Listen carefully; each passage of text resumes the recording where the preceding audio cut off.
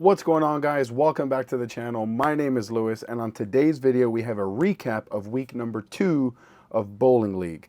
Now this is going to be, like I said, an ongoing thing. Every week we're going to do a recap the week following league, and it's going to be on the day of league. So tonight, 7 p.m. Pacific Standard Time, is going to be week number 3, and I hope to see you guys there. Make sure you're subscribed to the channel, hit that notification bell so that you can be notified as soon as I go live. If you like this little polo that I'm wearing here, efx.co, promo code Napoles10. If you like my chamois, which I have one right over here, brand new one. I have a limited edition one dropping hopefully here pretty soon. Again, all that information is going to be down below in the description. So, quick recap of week number 1. I shot 629. Going two-handed and one-handed. I started one-handed, going two-handed. The plan is to continue to do the same for the duration of the season. The really cool thing is trying to figure out when that change is going to happen. Like I said, it could be maybe I start two-handed. It could also be that I bowl one-handed the entire night. Last week was right around the midpoint of game number 2. As you're going to notice, today was a little bit sooner, but like I said, I'm not trying to go into it thinking, okay, frame 6 of game 2, I'm going to go two-handed. This is really going to be what is the lanes giving me? Is it better for me to be one-handed today? Is it better for me to be two-handed today? Blah, blah, blah, blah, blah. So if you like these recaps and, based on the feedback I got on week number 1, it seems like a lot of you really liked it.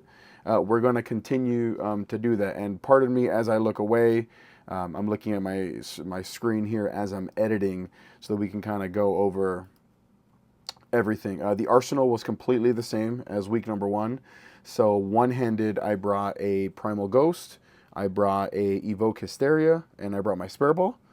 And then two-handed, I brought a Primal Ghost, I brought an Evoke Hysteria, and I brought a Steel Forge. Now, I'm bringing those balls because honestly, those are like the 3 best balls that we have in the lineup right now: the Primal Ghost, the Steel Forge, and the Evoke Hysteria. I'm really trying to learn which balls go where, and I think one of the things that I really learned specifically this week, week number 2, is that the Steel Forge is the absolute best two-handed ball that I have. And I think that I need to get to it sooner, because when I first make the ball change from one-handed to two-handed, I go into a 4,000 grit surfaced Primal Ghost, and I'm thinking that I like the Primal Ghost a little bit better one-handed than I do two-handed, which is not a knock on the ball. It's just, it is what it is. The Evoke Hysteria I think might be a little bit too strong for two-handed, like when I'm going to make that change. So it's really just over the next couple weeks here, I'm going to try to make a little bit changes to the bag just to figure out, like, okay, what do I like on the fresh? What do I not like on the fresh? I think I still want to bring an Evoke Hysteria for the fresh, just in case I end up having to bowl two-handed right away. But I really like the Primal Ghost a lot one-handed. I don't love it as much two-handed. You can see like the last couple of weeks, it just hasn't been that ball. And when I went to the Steel Forge, as you're going to see later today in this video, and especially in week number 1, there was a lot of really good things with those 2 balls. I just got to round out the rest of my arsenal. And yeah, so let's start this up here. All right, so we're going to start it here. And frame number 1, I'm trying to start a little bit straighter to start. I was working on keeping my pinky in, and you're going to see the first couple shots here. It didn't look that good. But I did strike the first one. This ball is very smooth. I hit it with a 2000 pad because of shots like this one. I missed in, and it kind of just enough to get it to come. But when I get it into the friction, it doesn't hook like a ton. So I struck first 2 frames. Neither one of them were look super good. Then I 10-pinned, missed left, and I flag it, of course. You're going to see that I need to practice my 10 pins. This guy right here gets in the way, of course, but I got that right. Bang! It has just enough kick, so I'm like strike, spare, or strike, open, strike. Then another strike, so double, open, double. And the reason I celebrated like that was because that's the 5th frame, strike pot. Spoiler alert, I mess it up later. This is when I started to realize that maybe I have too much surface on this ball. And I think one of the things I'm going to do next week is hit this ball with like a 4,000 pad or a 3,000 pad and just commit to starting a little bit straighter. I thought this was a really good shot and, got it there. Jordan, my teammate, we've been talking about, okay, like when is that change going to happen? They're, being super supportive of me doing the one-handed and the two-handed. But look, I got a really good game going. My teammate, not my teammate, the guy that I'm bowling against also has a really good game going. I don't think I'm going to catch him because, I got a three-bagger going. I missed left, baby split. Make your spares, guys, because I do not make my spares. So that's a open in the 10th on a double.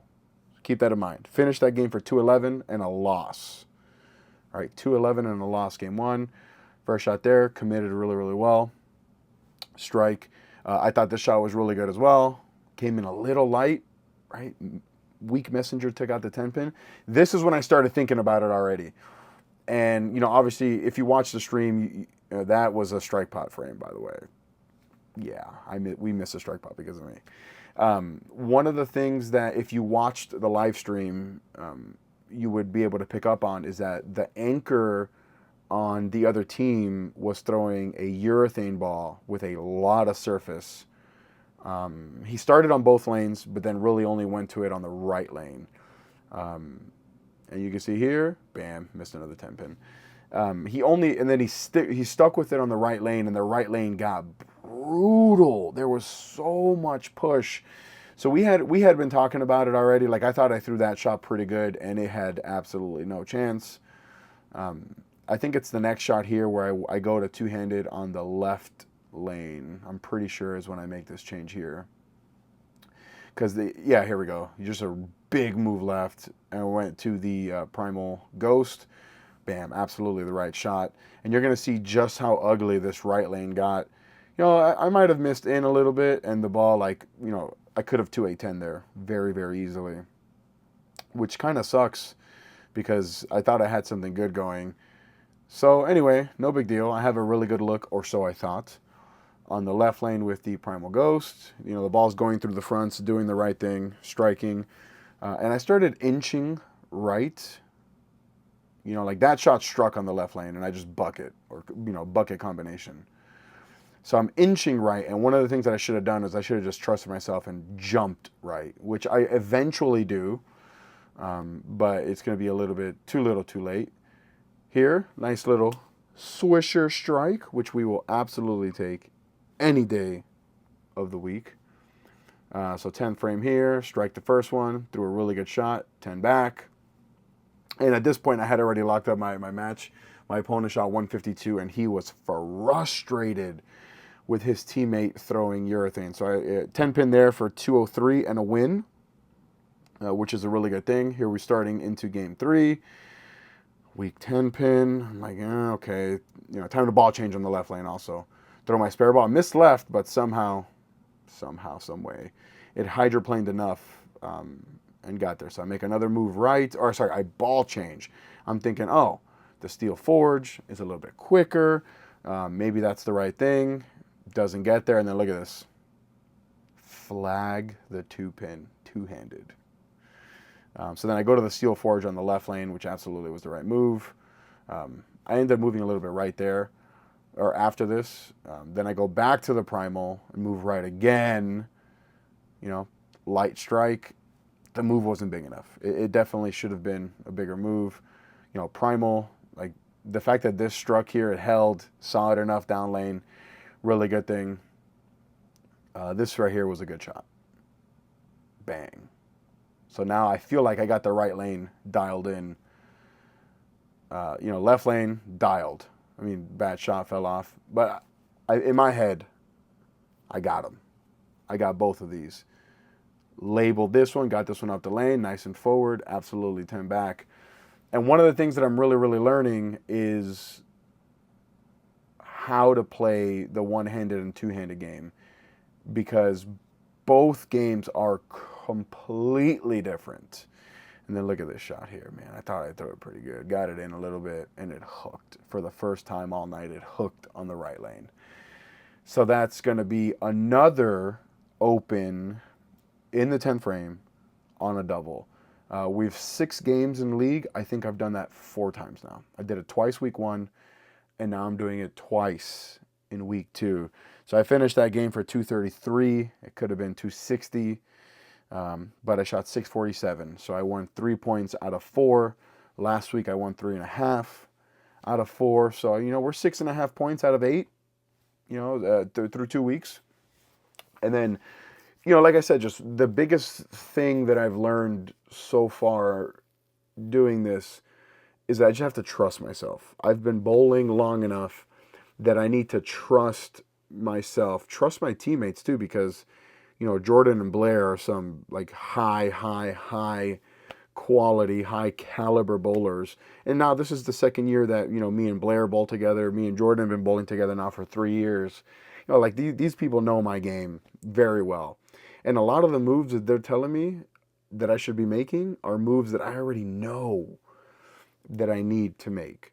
So it's really just a trust thing, you know. I like, and you know, I have a video coming up later this week or next week, going over like 11 mistakes that people make in bowling, and one of them is not trusting yourself. You know, like if you feel like you have to make the move, make the move. Don't waste any frames. And I think, you know, through 2 weeks, you know, I've probably wasted a good 8 frames.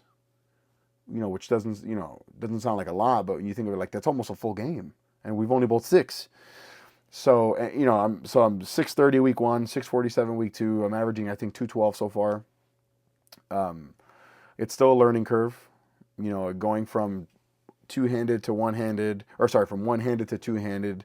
You know, that was a learning curve, and then now trying to incorporate both has been a really big learning curve. And like I said, the biggest learning curve of all is knowing when to make the change and what that change is, like what ball, what part of the lane. You know, I don't want to arbitrarily say it's going to be 10 left every time. You know, but it's tough because that first one, you have to make a really, really good educated guess. Because if you move too much, you might 2-8 10. And if you don't move enough, you might big 4. So, like, I don't want a big 4. And I think that's kind of why my moves has been a little bit larger. Because, you know, we're on a house shot. There is enough friction. And I feel like if I move too far left, but I get it into the friction, especially being two-handed, my rev rate's a little bit higher. You know, I feel like I can get close. And then I have to be able to throw a good shot, the very first one, and make the right adjustment right away. No waiting. But it's been fun. You know, I'm having fun again bowling, and I think that's ultimately the biggest part. And let me know if you guys like these Ninja Turtle jerseys that you saw on screen, because I think they're pretty dope. And yeah, we'll see you guys on the next one, the next recap, which will be a week from today. But remember, tonight, 7 p.m. Pacific Standard Time, league live stream. I would love to see you guys there. And order one of these chamois so that DH Lab can keep sending me some. Yeah. Also, shout out to Vice. Shout out to Apparel EFX. Shout out to Motive. Shout out to JB Bowling Supply. Shout out to DH Lab. Shout out to you, the viewers. I appreciate y'all. Peace.